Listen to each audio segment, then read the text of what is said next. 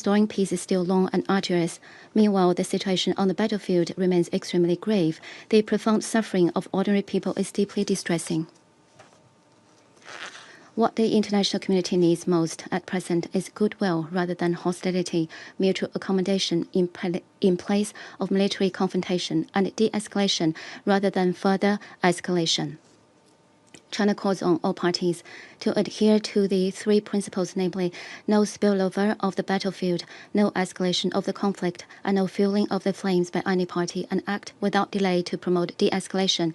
We urge the parties concerned to demonstrate political will, sustain the momentum for peace talks, continue building consensus, and strive to reach a peace agreement as soon as possible. We also call on the international community and regional countries to foster a positive atmosphere, create favorable conditions, and provide necessary assistance to this end. President, China's position on the Ukraine issue has been objective, impartial, and consistent. We are committed to promoting peace talks and seeking a political solution guided by the four shoulds proposed by President Xi Jinping. China has been working tirelessly for peace, making every effort to promote dialogue. We stayed engaged with the parties concerned, sent special envoy for shuttle diplomacy, and initiated the Friends for Peace group at the UN to consolidate consensus for peace and advance peace efforts. China stands ready to continue working with the international community to play a constructive role in promoting an early political settlement of the crisis. Thank you, President. I thank the representative of China for the statement. I now give the floor to the representative of Guyana. Thank you, Mr. President. Guyana appreciates the Presidency's swift response in convening today's meeting at Poland's request, and thanks USG DiCarlo for her briefing. We also welcome the participation of the Secretary of State of Poland and representatives of Latvia, the Kingdom of Netherlands, Belarus, Ukraine, and the European Union in this meeting.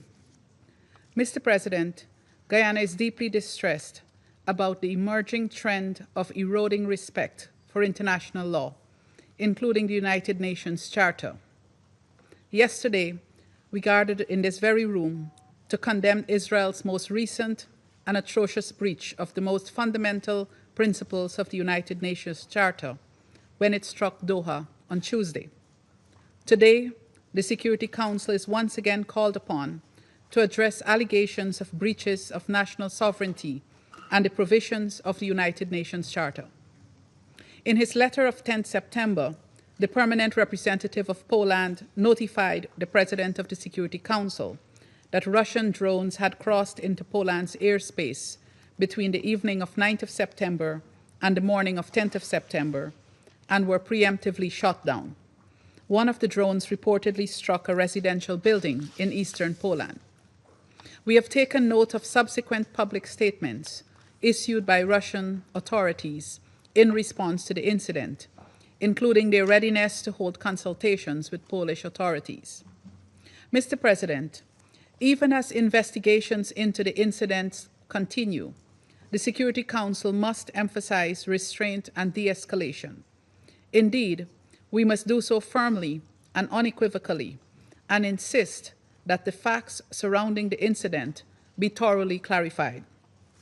International law grants each sovereign nation complete and exclusive sovereignty over the airspace above its territory, and any violation, especially under current conditions, could understandably be viewed as a threat or act of aggression.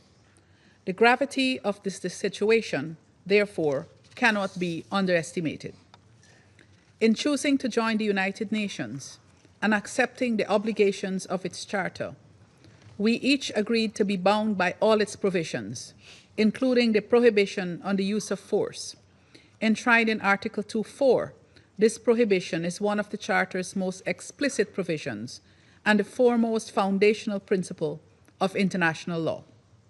Guyana therefore reiterates that every member state of the United Nations has an obligation to uphold these principles of the UN Charter and the wider body of international law. I thank you. I thank the representative of Guyana for the statement. I now give the floor to the representative of the United States. Thank you, Mr. President, and thank you, Undersecretary General Rosemary DiCarlo, for your briefing, and I welcome the participation of the Secretary of State of Poland. On September 10th,